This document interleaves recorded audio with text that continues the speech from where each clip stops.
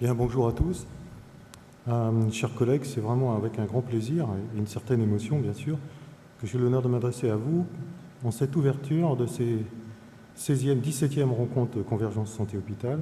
Programme riche, vous avez vu, particulièrement d'actualité. Et grand honneur nous est fait de revenir dans cette belle ville de Toulon.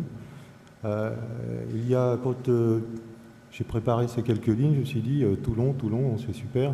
C'était il n'y a pas si longtemps que ça, et en fait nous étions venus il y a 18 ans. Voilà, donc ça file un petit coup de vieux, mais c'est toujours aussi dynamique. Je vais sans tarder passer la parole à Madame Dominique Andréotti, adjointe au maire de Toulon, chargée des solidarités, qui nous accueille chaleureusement. Je la remercie et je dois rajouter que c'est une vraie hospitalière. On échangeait tout à l'heure. Elle a passé sa vie, on va dire, 40 ans au CH de Toulon, en ayant occupé toutes les fonctions les plus hautes dans cet établissement. Merci, Madame Andréotti, à vous. Merci, Monsieur le Président, de m'accueillir aussi chaleureusement et vraiment, je suis ravie que Monsieur le maire m'ait chargé de le représenter aujourd'hui pour l'ouverture officielle de votre congrès. Donc, Messieurs les Présidents SN, PHPU, SNR, PH, CMH et SNAM, eh bien, je vous remercie d'avoir choisi la ville de Toulon et Monsieur l'organisateur également. Vous verrez que la ville de Toulon, je vous invite à la visiter. C'est une ville qui s'est beaucoup transformée dans ces 20 dernières années. Je vous invite à visiter ces vieux quartiers, à visiter ces halles que nous avons rénovées récemment. Il est bien loin le passé où les marins du monde entier venaient s'encanailler dans notre vieille ville. Maintenant, c'est devenu une ville dans laquelle il est agréable de se promener et de voir toutes ces fontaines et toutes ces places. Donc, bienvenue à Toulon.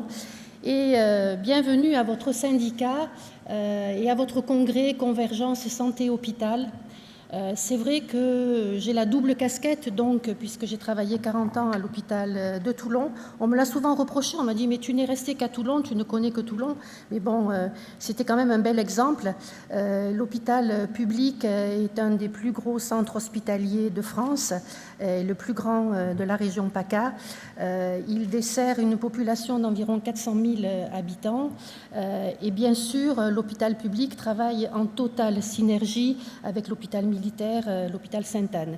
C'est vrai qu'on s'est souvent fait la guerre entre les deux établissements militaires publics et c'est vrai qu'on a su trouver un terrain d'entente et une véritable complémentarité avec l'hôpital militaire. C'est vrai que la ville de Toulon est une ville particulière avec ce port militaire très important de la Méditerranée et qui a encore plus d'importance stratégique à l'heure où nous vivons. Alors, l'hôpital public, c'est vrai que notre maire, M. Hubert Falco, l'a défendu bec et ongle. Il est président du conseil de surveillance. Et c'est vrai que dans les années 2000, on réfléchissait à la reconstruction de l'ancien hôpital, l'hôpital Fompré, qui avait été construit en 1964 et qui avait très, très mal vieilli. Je me souviens des queues devant les ascenseurs où les patients allongés dans les brancards patientaient avec les visiteurs. Donc, il a fallu le reconstruire et ça a été un long combat pour Monsieur le maire d'arriver à obtenir les financements pour construire le nouvel hôpital. Et c'est grâce à Monsieur Chirac et à Monsieur Mattei que finalement on a pu partir sur ce beau projet qui a démarré en 2007 et l'hôpital a été inauguré en 2011. Je vous invite, si vous ne le connaissez pas, alors pas à passer par les urgences ou à avoir besoin des soins, mais visiter ce nouvel hôpital Sainte-Musse, il est vraiment magnifique. Alors, l'hôpital public, c'est vraiment pour moi un sujet d'inquiétude. J'ai vu que dans votre programme de ces 2 jours et demi, vous avez mis bien sûr l'infectiologie. Alors c'est vrai qu'à l'ère du Covid que nous venons de traverser, où l'hôpital a su faire face à toutes les exigences de santé de la population.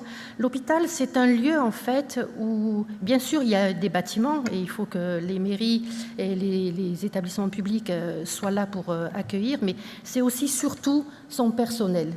Et c'est vrai que dans des locaux que nous avons, c'est le personnel qui fait fonctionner l'hôpital. Et si on a su pendant 2 ans à l'hôpital public assurer la mission qui est la nôtre, c'est grâce à tous les personnels. Et à travers ce discours, je leur rends hommage parce que sans eux, on n'aurait pas traversé cette pandémie de la façon dont nous l'avons traversée. Il n'en reste pas moins que l'infectiologie reste un sujet important. Alors maintenant, après le Covid, on a la variole du singe. Nos infectiologues, je ne pensais pas qu'il y en avait tant en France, nous découvrent tout le temps des nouveaux virus, de nouvelles bactéries. Donc il faut savoir s'adapter et ça, l'hôpital public sait le faire. Votre deuxième sujet, c'est le développement durable. Et je vous entendais, lors de votre première conférence, parler du développement durable. C'est vrai que l'hôpital fait partie de la vie civile et que le développement durable est un sujet important. Il y a sûrement, alors je ne vais pas dire de gaspillage, mais des marges de progression à réfléchir dans nos établissements de santé, ne serait-ce que les lumières qui restent allumées toute la nuit dans certains couloirs, alors qu'il suffirait de mettre des détections de mouvement pour que ça ne s'allume que lorsque l'on passe. Donc voilà, il y a sûrement plein de sujets de réflexion et je suis sûre que vous allez réfléchir à des solutions de terrain qui seront profitables.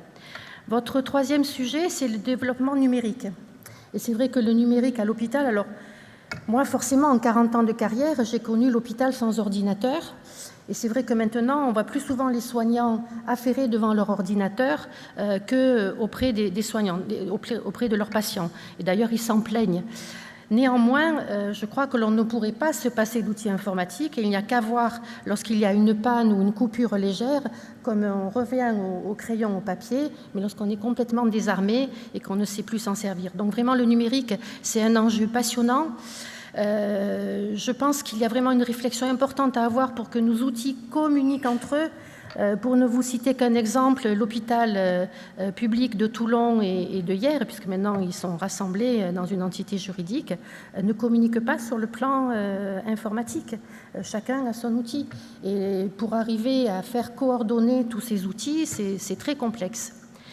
Votre dernier sujet, c'est la gestion des carrières à l'hôpital.